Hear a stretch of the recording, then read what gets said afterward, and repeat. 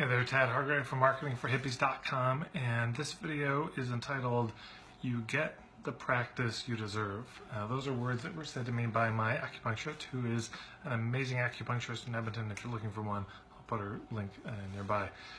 But we were talking about this, somehow we got on the topic about building your practice, and she said that you get the practice you deserve. And that was something that some old-time Chinese medical practitioners had told her, and we both kind of wondered together around what that might mean.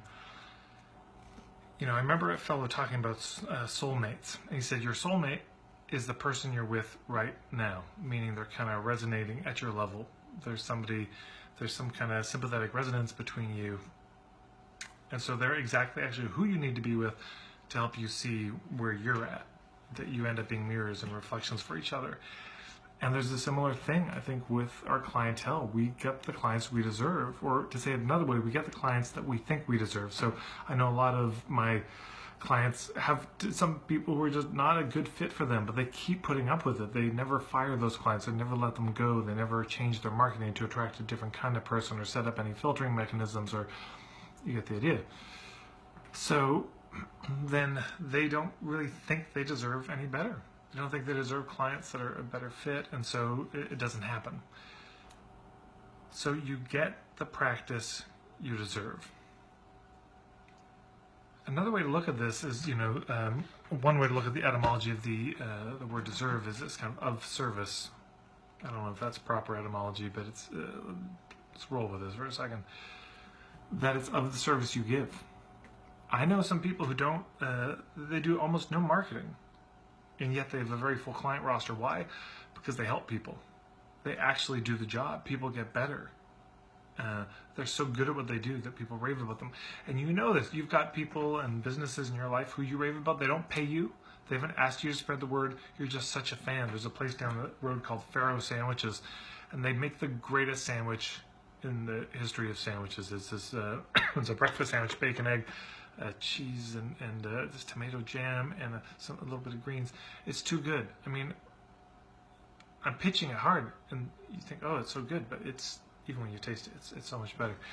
So they don't pay me, I pay them. I buy their sandwiches, and yet here I am spreading the word, and you have a lot of things like this too. So why is that?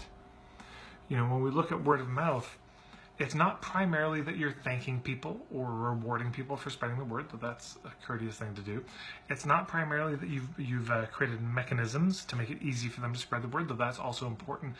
Most of it, 80% of it or more, is that if you want people to make remarks about something, it's got to be remarkable. It's got to be worthy of remark. So it's so good, and that's why you spread the word about it. And so similar with you. When I was talking with my acupuncturist, she said, I don't worry too much about marketing because if nobody's here as a client, I'm just learning more about Chinese medicine. I'm learning more about healing. I'm reading. I'm using that time to study and get better at what I do. And how many people, they got a certification, they kind of stop learning and they start coasting and rolling on it. They have a niche and they've settled in, and they're not really learning more about how to help their niche. So that's a big thing. You get the practice you deserve. If you're constantly figuring out ways to be better at what you do, if you're constantly honing that, keeping up to date, and that could mean in technology, but it could also mean, or deepening, maybe not keeping up to date, but also that you keep deepening in whatever you do, deepening your understanding, having a more, a better articulated point of view on it. You're going to be able to help people better. And as you help people better and they get more results, they're going to want to spread the word more. So of course there's more to marketing than this. But this is my thought of the day. You get the practice you deserve. You get the business you deserve. So there's probably a lot more meanings. There's probably a lot more that could be unpacked. So I'll turn it over to you. I'd love to hear your thoughts below the video on what does that phrase mean to you, that you get the practice you deserve. What are other inflections on it? And that's all for today. Thanks so much.